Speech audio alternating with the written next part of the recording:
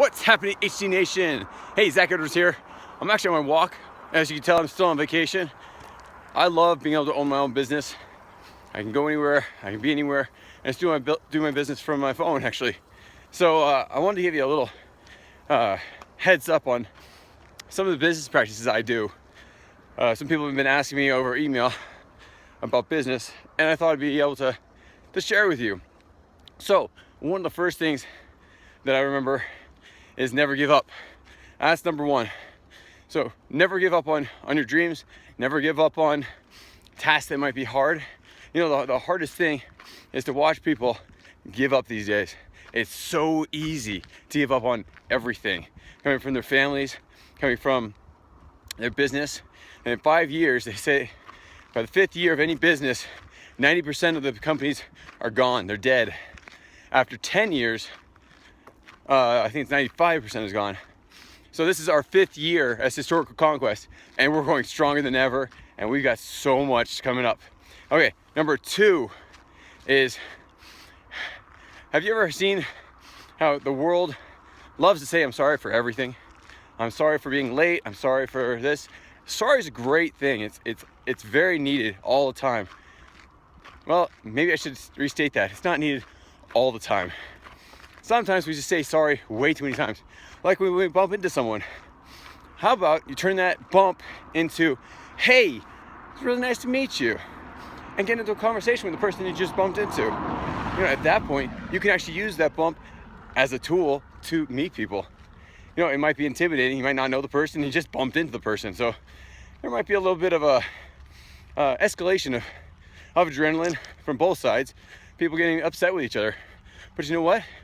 You turn around, you start talking to the person, that person's going to completely forget that you just bumped into them and actually want to talk to you, maybe. And it might be actually a good situation. So some of you won't care about this right now, but when a guy's trying to meet new people, get interested in a girl, or when a girl gets interested in a guy, sometimes they'll actually bump into them just for introduction reasons.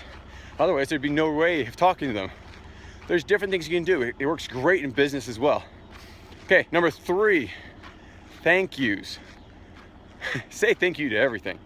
I mean, don't just say thank you, because that word is used way too much.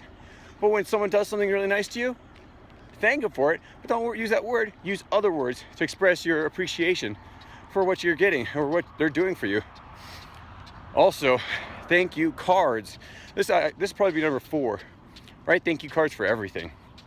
A person in these days receives almost 0 letters a week, or actually a month. There'll be like no letters whatsoever arrive to the door, handwritten for that person. Nobody receives them. When in the past, they used to have them all the time. So what distinguishes you as a unique person is you write a letter for everything. If someone gives a speech at some big rally, great, write them a letter. If someone comes to your business and talks to you, write them a letter. If someone does something, not normal to help you in your business or help you in regular life, write a thank you letter.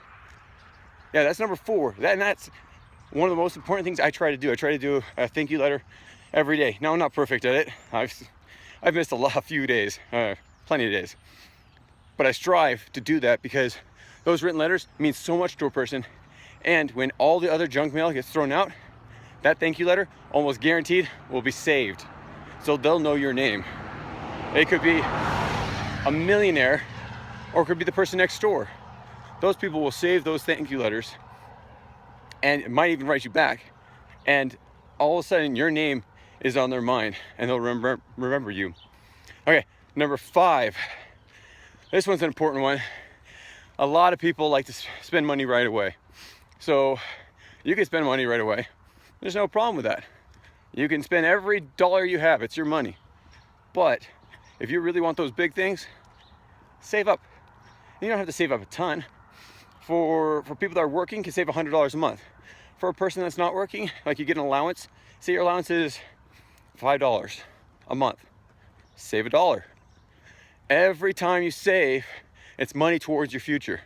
and not just your future business or something that you're responsible for. No, that's for your future pleasure as well. You can go out and buy, if you want a bike, save up for a bike. And here's a tip. Parents a lot of times want to see you save because it's a task that, or it's a ability that not many people have. If you want to get them on your side to help you with that saving task, ask them for a match. Yeah, you'd be surprised how many parents will actually match your funds. So if you bring in $10, they'll bring in $10 towards that bike. Tell them way in advance, say, I want to save for a bike. Mom or dad, I want to save for a bike. I don't know if I can make it there by myself, but I would love to start saving. Would there be any way that you would contribute towards that? And see what they say. A lot of parents, they'll say, well, I'll match it or I'll do something because they want to see that initiative. You put in the effort, they're going to match that effort.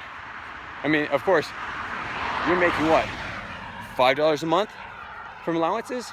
Whatever you're making, start putting that money towards your bike. And if you get to a certain point, they're making a good amount more.